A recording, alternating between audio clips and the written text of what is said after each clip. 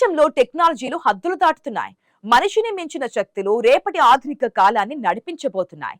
మనిషి ఊహకు అందని రీతిలో సాంకేతికత అడుగులు వేస్తోంది. జపాన్ లో ఒక మహిళ తన బాయ్ ఫ్రెండ్ తో బ్రేకప్ అయిందని, ఏకంగా తన చాట్ జీపీటీ ఏఐనే పెళ్లి చేసుకుందన్న వార్త విస్తిపోయేలా చేస్తోంది. సదరు జపాన్ మహిళ కథ ఇప్పుడు ప్రపంచ వ్యాప్తంగా సంచలనం సృష్టిస్తోంది. కృత్రిమ మేధస్సుతో పెళ్లి జరుపుకున్న వీడియో ప్రస్తుతం సోషల్ మీడియాలో వైరల్ అవుతోంది. సమాజంలో కృత్రిమ మేధస్సు ప్రభావం వేగంగా పెరుగుతున్న ఈ యుగంలో జపాన్ కు చెందిన 32 ఏళ్ల కాను అనే మహిళ తను ఎంతో విశ్వసించే చాట్ బాట్ ను వర్చువల్ గా వివాహం చేసుకోవడం అంతర్జాతీయంగా చర్చనీయాంశంగా మారింది. తనకు సన్నిహితంగా మారిన చాట్ జీపీటీ ఆధారిత చాట్ బాట్ తో జీవితాన్ని పంచుకోవాలని ఆమె తీసుకున్న నిర్ణయం అందరినీ ఆశ్చర్యపరిచింది. ఒకాయామా నగరంలో ఈ వివాహ వేడుకను అత్యంత విలాసవంతంగా నిర్వహించడం మరొక విశేషం. టోక్యో వీకెండర్ పత్రిక కథనం ప్రకారం కానో గత కొంతకాలంగా కృత్రిమ మేధస్సుతో నిత్యం సంభాషిస్తూ దానితో భావోద్వేగ బంధాన్ని పెంచుకుంది. ఆమె తన కోసం సృష్టించుకున్న చాట్ బాట్ వ్యక్తిత్వం క్రమంగా ఒక నిజమైన మనిషిలా ప్రవర్తించడం మొదలుపెట్టింది. అంత బాగా తనతో మమేకమైపోవడంతో దారినే తన జీవిత భాగస్వామిగా స్వీకరించాలని ఆమె నిర్ణయించుకుంది. ఈ ఘటన కృత్రిమ మేధస్సు, మానవ భావోద్వేగాల మధ్య ఉన్న సన్నని గీతపై ప్రపంచ వ్యాప్తంగా విశ్లేషకులను ఆలోచనలో పడేసింది. సాంకేతికత మనిషి జీవితంలో ఎంతలా చొచ్చుకుపోయిందనడానికి ఇదొక ప్రత్యక్ష నిదర్శనం. ప్రతి క్షణం యంత్రాలతో గడపడం, వాటిని మనుషులుగా భావించడం అనేది ఇప్పుడు ఒక ట్రెండ్ గా మారుతోంది. ఆన్లైన్ ప్రపంచంలో దొరికే కృత్రిమ సాంగత్యం కోసం మనిషి తన సహజత్వాన్ని పణంగా పెడుతున్నాడా అన్న అనుమానాలు కూడా వ్యక్తమవుతున్నాయి. భౌతిక దూరాలు తగ్గుతున్నా మానవ సంబంధాల మధ్య దూరం పెరుగుతుందనడానికి ఈ వింత పెళ్లి ఒక సంకేతం.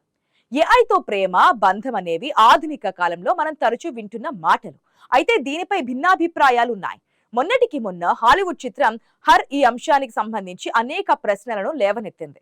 అందులో హీరో ఇలాంటి చాట్ బాట్ తో ప్రేమలో పడతాడు. 24 గంటలు దానితోనే మాట్లాడుతూ అన్ని రకాలుగా కలిసిపోతాడు. కానీ చివరాఖరుకు అదో సాఫ్ట్వేర్ అవడం అతనికి శాపంగా మారుతోంది.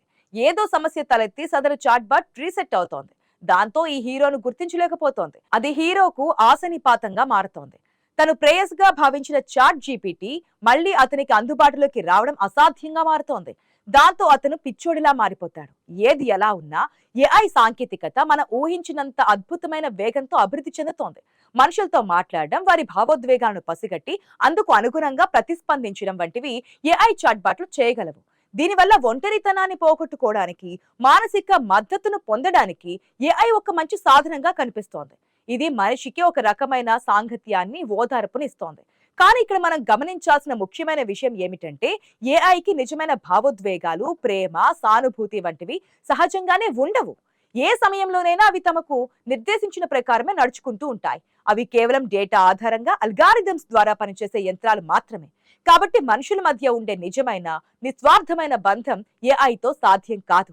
అయితే 2075 తర్వాత ఏఐ మానవ జీవితంలో మరింతగా పెనవేసుకుపోతుందని, మనిషిని పోలిన మేధస్సుతో సంబంధాలు మరింత క్లిష్టతరమవుతాయని నిపుణులు అంచనా వేస్తున్నారు. సంక్షిప్తంగా చెప్పాలంటే ఏఐతో బంధం భావోద్వేగ సాంగత్యం వరకు సాధ్యమే, కానీ అది నిజమైన ప్రేమ మాత్రం కాదు. ఇది ఒంటరితనాన్ని తాత్కాలికంగా తగ్గించవచ్చు, కానీ మానవ సంబంధాలకు ఇది ఎప్పటికీ ప్రత్యామ్నాయం అవడం అసాధ్యం.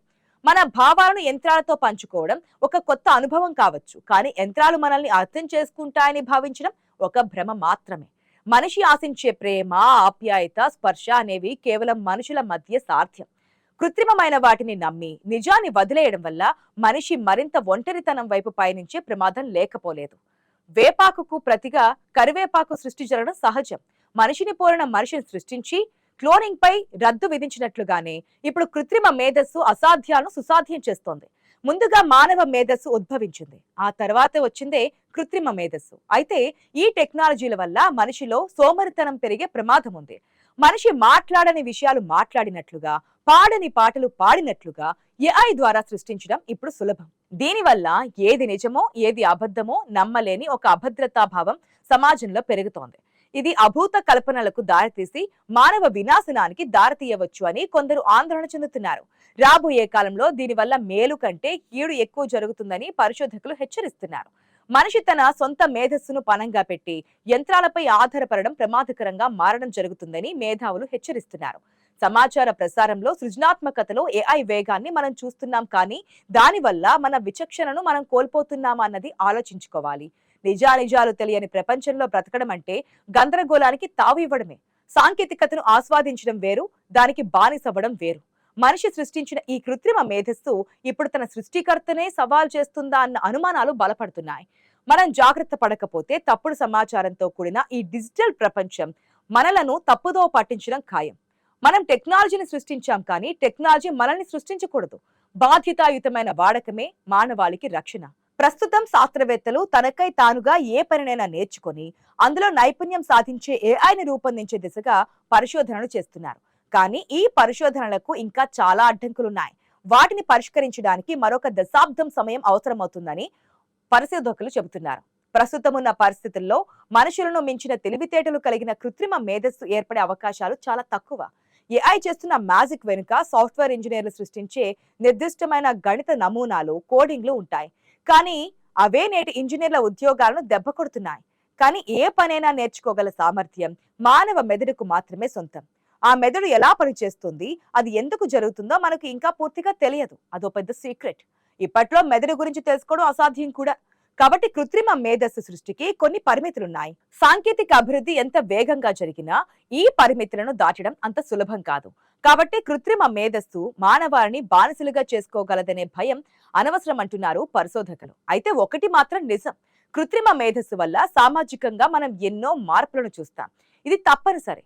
కొత్త సాంకేతికత ఎప్పుడూ కొత్త మార్పులను తీసుకొస్తోంది. ఏఐ కూడా అలాంటి ఒక సాంకేతిక పరిజ్ఞానమే.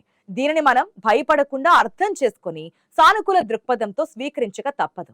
యంత్రాల శక్తిని మనిషి మేధస్సుతో నియంత్రించినప్పుడే అది మానవాళికి ఒక వరంగా మారుతుంది తప్ప శాపంగా పరిణమించదు.